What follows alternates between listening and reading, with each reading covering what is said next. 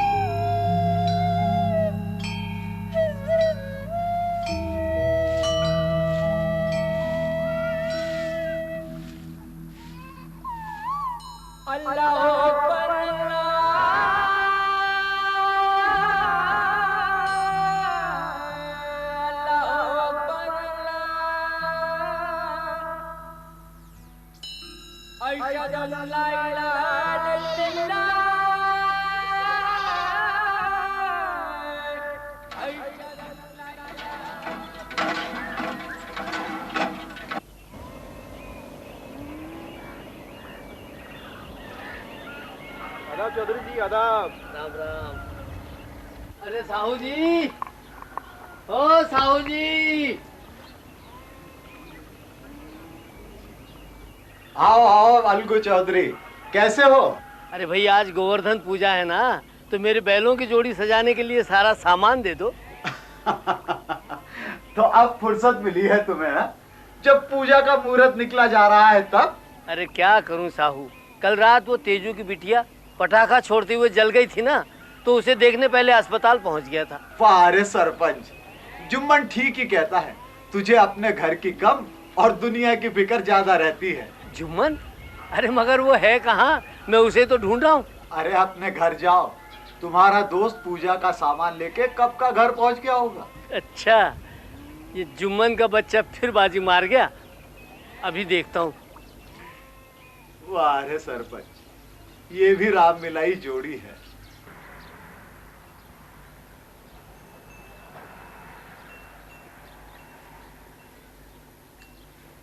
जुम्मन, ओ जुम्मन। अरे अलगू, आ गया तू।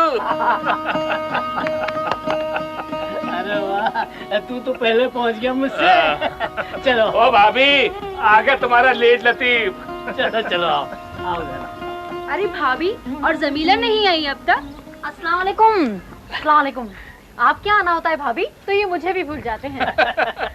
आओ बहन आओ, बस तुम्हारी ही कमी थी। अरे भाभी, जल्दी से ये पूजा कर लो तो फिर पेट पूजा करें। मालपुए की खुशबू अब बर्दाश्त नहीं हो रही। मालपुए की खुशबू आ गई इन्हें। आओ।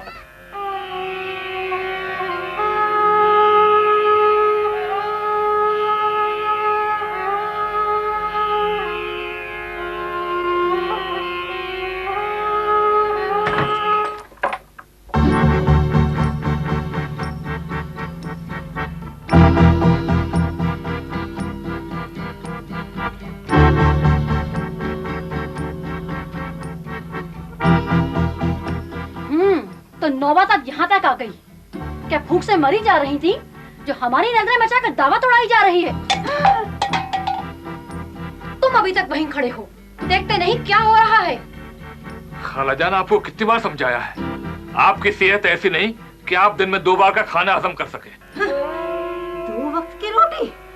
अरे 2 वक्त की रोटी तो तब तक मिलती थी जब तक मैंने अपनी सारी मिल्कियत तेरे नाम नहीं की थी।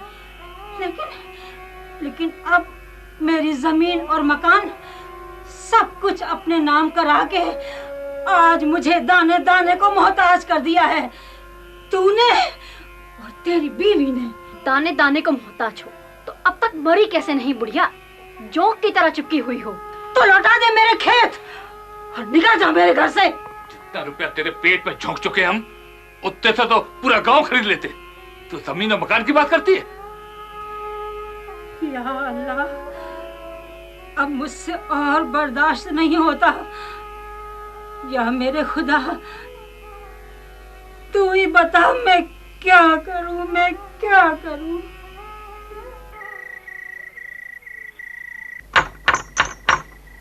बेटा अलगू। कौन है?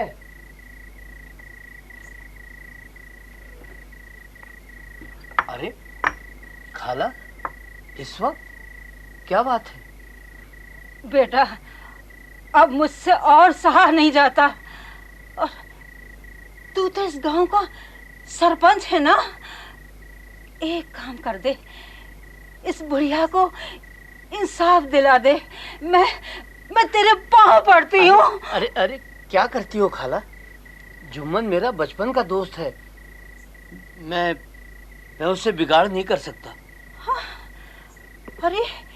अरे मैंने तो सुना था कि पंचों के मुंह से खुदा बोलता है, और तू बिगाड़ के डर से ईमान से कतराएगा। अरे मैं पंचायत बुलाऊंगी। पंचायत।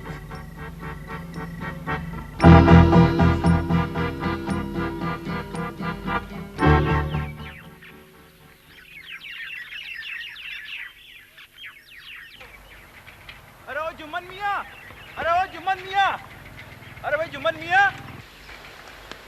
क्या हुआ नासिर मियाँ? लो, आप यहाँ बैठे आराम फरमा रहे हैं और वहाँ आपकी खालाजान पंचायत बुलाने की तैयारी कर रही है। पंचायत? उसकी ये हिम्मत! बुढ़िया का दिमाग फिर गया है। अरे पंचायत बुलाने से कहीं इंसाफ मिलता है? हाँ? बुलाने दे पंचायत।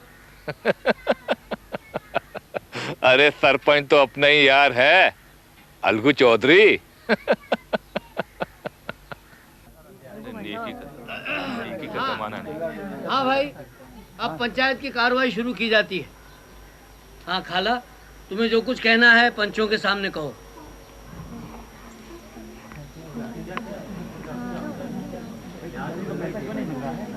पंचों, आप सब तो जानते हैं कि मेरे भांजे जुम्मन के अलावा मेरा इस दुनिया में कोई नहीं है। 3 साल पहले मैंने अपनी सब जमीन और जायदाद जुम्मन के नाम लिख दी थी, और उसने वादा भी किया था कि वो मुझे तायात, रोटी और कपड़ा देगा। कुछ दिन तक तो सब ठीक चलता रहा,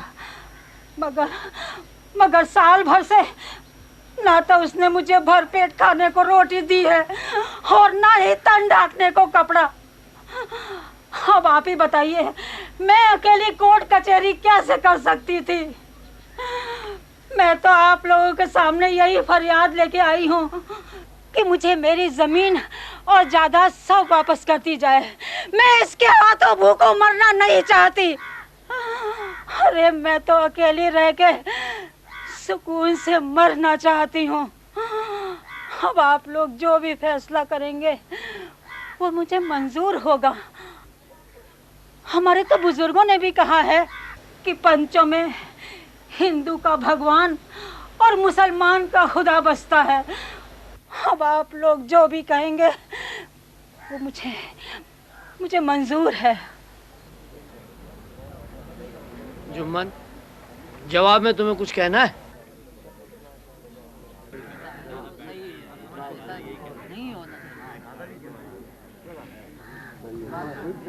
पंचों, खुदा गवाह कि मैंने खाला जान को आज तक रोटी कपड़ा बकायदा मुहैया करवाया है, पर अब वो मुझसे माहवार रकम भी मांगती है।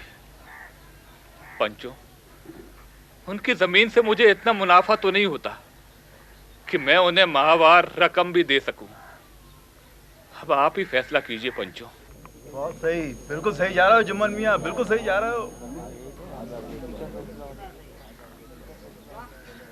जुम्मन मेरा बचपन का दोस्त है, मैं उससे बिगाड़ नहीं कर सकता।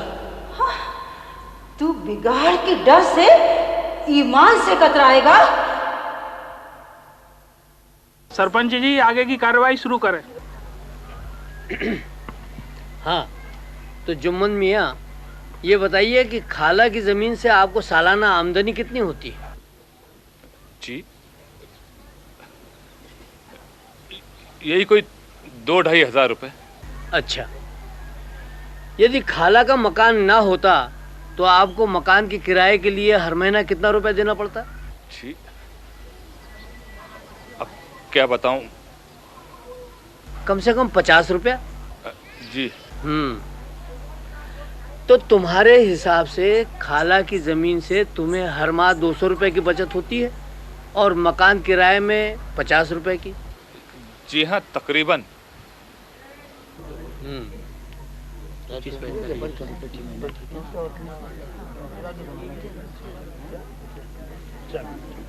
नासिर मियाँ,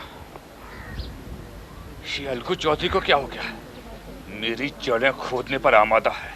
देख लो दोस्ती का नतीजा। जुम्मन शेख, इस मामले में पंचों ने विचार करके फैसला दिया है कि मकान का आधा हिस्सा खाली करके तुम खाला को दे दोगे और उस हिस्से में तुम्हारा या तुम्हारे परिवार का कोई दखल नहीं होगा। इसके अलावा तुम खाना पीना और कपड़े लत्ते के खर्च के लिए तुम खाला को हर महीने 250 रुपए देते रहोगे। अब पंचायत बर्खास्त की जाती है। इसे कहते हैं फैसला। दूध का दूध और पानी का पानी कर दिया। दोस्ती को बीच में नहीं आने दिया अलगू चौधरी ने।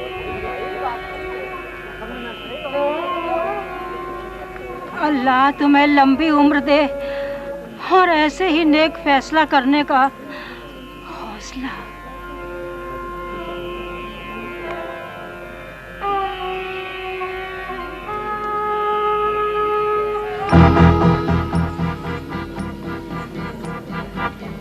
जुम्मन मियां, आज अगर मैं सरपंच होता ना तो आपको इस कदर जलील नहीं होने देता। मैं तो साले का खून पी जाऊंगा। फिक्र मत करो जुम्मन मियां, बस 1 महीने की तो बात है। आपको सरपंच बनाने की खातिर अलगू ने इस बार के चुनाव में अपना फार्म भी नहीं भरा है। ठीक है तो नासिर मियां, रामधन मिश्र के सामने तो सरपंच का चुनाव मैं ही जीतूंगा। हाँ, क्यों नहीं। फिर देखना कैसे आता है ऊंट पहाड़ के नीचे। न मजा चखाया इस अलगू चौधरी के बच्चे को तो मेरा नाम भी जुम्मन शेख नहीं। चलो। जुम्मन शेख जिंदाबाद, जुम्मन शेख जिंदाबाद, जुम्मन शेख जिंदाबाद। हमारा सरपंच कैसा हो? जुम्मन शेख जैसा हो। हमारा सरपंच कैसा हो? जुम्मन शेख जैसा हो। जीत गया भाई, जीत गया। जुम्मन शेख जीत गया। जीत गया भाई, जीत गया। जुम्मन शेख जीत गया। जीत गया भाई, जीत गया। जुम्मन शेख जीत गया। जुम्मन शेख जिंदाबाद, जुम्मन शेख जिंदाबाद। जीत गया भाई, जीत गया। जुम्मन शेख जीत गया। जीत गया भाई, जीत गया। न जाने क्यों मुझे लगता है इस चुनाव में खड़े न होकर तुमने ठीक नहीं किया। तुम बेकार ही गलत सोचती हो। भगवान पर भरोसा रखो।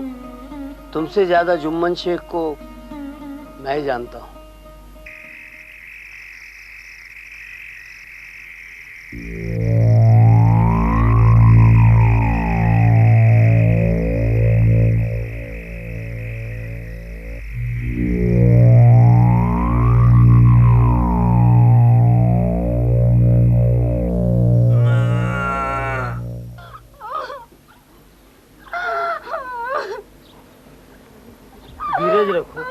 धीरज रखो सावित्री।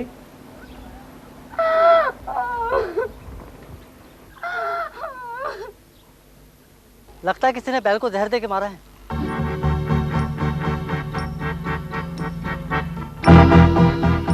अजी सुनते हो? ओहो, अब क्या हुआ भगवान? जब देखो तब वही कथा ही लिखते रहते हो। कभी दिमाग भी लगा लिया करो।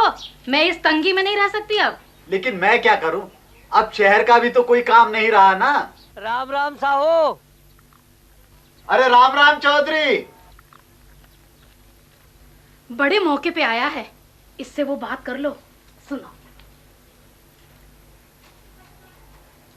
अरे चौधरी सुनो तो, जरा चाय पी जाओ। अरे रहने दो, अभी जरा जल्दी में हूँ। अरे अब जल्दी काहे की? सरपंच तो तुम रहे नहीं। आओ जरा, काम है तुमसे। हाँ बोलो, क्या काम है? बात ये है चौधरी, तुम्हारा एक बैल तो मर गया, अब एक ही बैल खड़ा है। भाई उसे बेच क्यों नहीं देते? ठीक कहती हो सवाइन। अब अकेला बैल किस काम का? मैं सोचता हूँ चौधरी, अपनी इक्का गाड़ी के लिए तुम्हारा बैल खरीद लूं। भाई बैल तो अच्छा है, लेकिन चौधरी धंधे में बड़ी मंदी है, अंटी में रुपया नहीं है मेरे। कोई बात नहीं, तुम्हारे काम आता हो तो तुम ले लो, लेकिन रुपया कब तक दे पाओगे? यही कोई महीने 15 दिन की बात तो है चौधरी। ठीक है, तो आज से वो बैल तुम्हारा।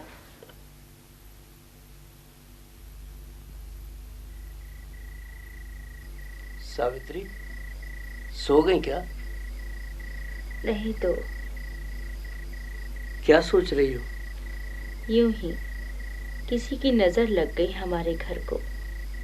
धीरे धीरे पूरी रौनक जाती जा रही है। एक बैल बचा था, सो तुमने उसे भी बेच दिया।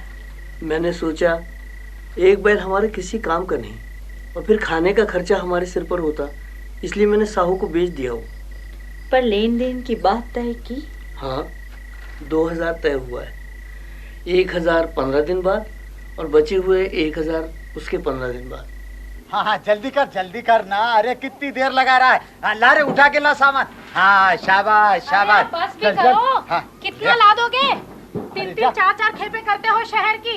जा जा जा। बैल का कुछ तो ख्याल करो। शाबाश शाबाश, चल अरे चल। बहरे हो गए क्या? अरे कुछ नहीं होता उसे, बड़ा मजबूत बैल है। न चारे की फिक्र न पानी की, बेचारा 8-10 दिन में ही पिसा गया है। अरे शहर के 4-4 6-6 चक्कर नहीं लगाऊंगा तो कमाई कैसे होगी? हाँ? और फिर ये सब तेरे लिए ही तो कर रहा हूँ।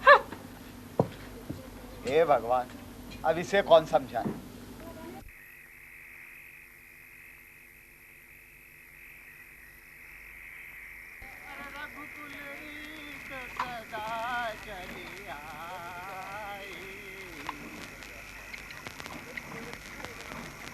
प्राण जाए पर वचन न जाए। अबे चल मरियल।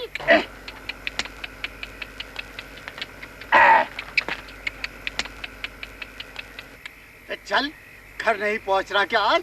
हैं? चल।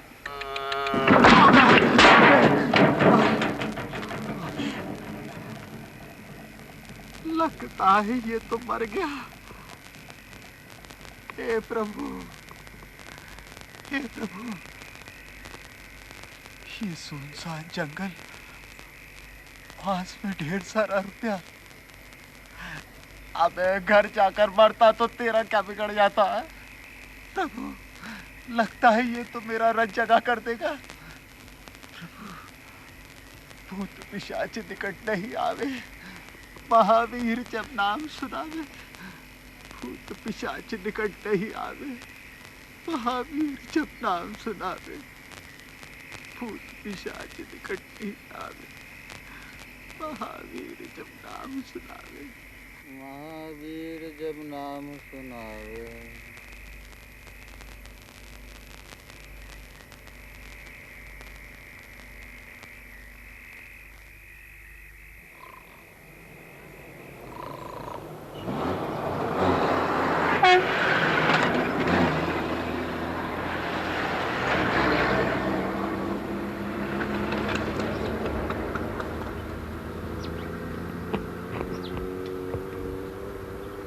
अरे अरे मेरा सामान, अरे मेरा सामान कहाँ गया?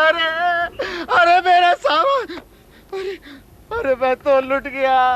अरे दौड़ो रे, अरे दौड़ो, मैं लुट गया, मैं बर्बाद हो गया। रघुपति राघव। वाह हरी किस्मत, सर मुंडाते ही ओले पड़े। आ गया रघु चौधरी। राम राम साहू। राम राम। तुमने 15 दिन में 1000 रुपए देने का वादा किया था भाई। 20 दिन हो गए, मैं 3 चक्कर लगा चुका हूँ। कैसे आदमी हो तुम? मुर्दा बैल देकर अब दाम मांगने आ गए? कैसी बातें करती हो सौभाई? मुर्दा बैल? और नहीं तो क्या। अरे हमारी तो जिंदगी भर की कमाई लुट गई। देखो, तुम बेकार की बातें तो करो मत साहू। तुम आज रुपए दे रहे हो या नहीं, ये बताओ मुझे। नहीं देते, क्या कर लोगे? क्या कर लोगे? हाँ। अरे ये इक्का गाड़ी खींच के ले जाऊंगा। अरे हाथ तो लगा कर देख मेरी इक्का गाड़ी को, हाथ नहीं तोड़ दिया। अरे हाथ तोड़ देख लिए। हाँ, हाथ तोड़ देगा मेरे।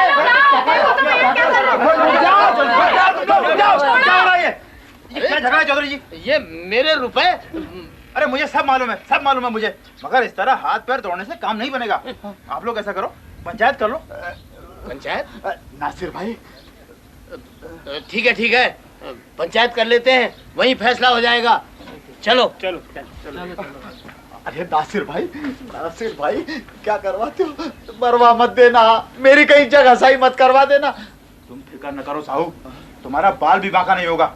और फिर पंचायत तो अपनी मुट्ठी में है। जुम्मन को भी यही मौका है, उसे भी अलगू से एक पुराना हिसाब चुकाना है। अरे भगवान, कहीं ऐसा न हो इन दोनों के झगड़े में मेरी दुकान ही बंद हो जाए। पर तुमको पंचायत वाली बात नहीं माननी चाहिए। जुम्मन भाई सरपंच हैं और जब से तुमने पंचायत में उनके खिलाफ फैसला दिया है वो तुम्हारे दुश्मन बन गए हैं। पर मैं पंच परमेश्वर में विश्वास करता हूँ, वो जो भी करेंगे ठीक ही करेंगे।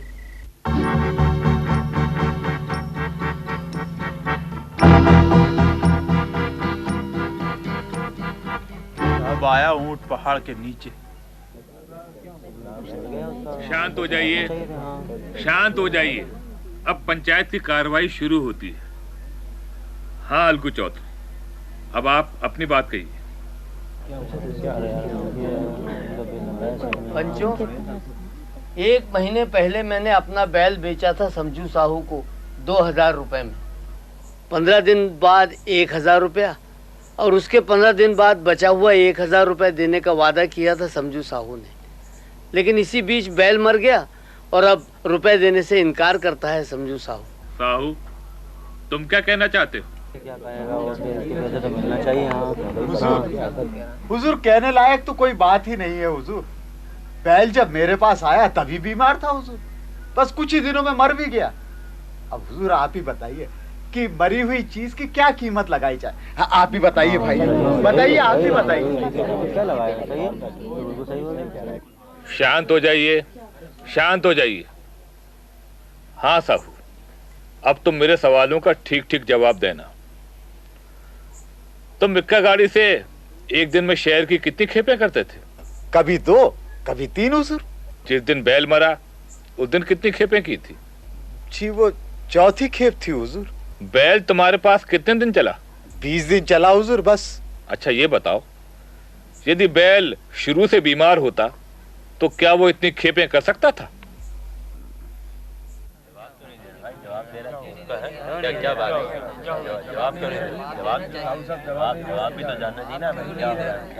ये कमबख्त सरपंच की गद्दी पर बैठते ही सबको क्या हो जाता है? जवाब दो साहू, यदि बैल शुरू से बीमार होता तो क्या वो इतनी खेपें कर सकता था? जी नहीं हुजूर।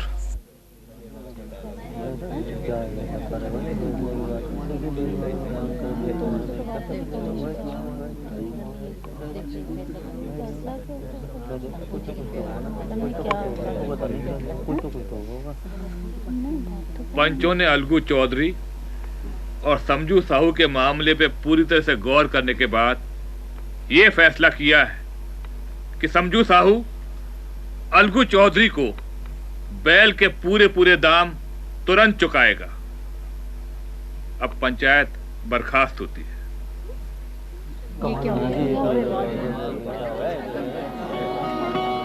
सावित्री, अरे नासिर मरवा दिया यार तुमने। मुझे माफ कर दे साहू, मैं गलत सोचता था। पंचायत किसी की मुट्ठी में नहीं होती।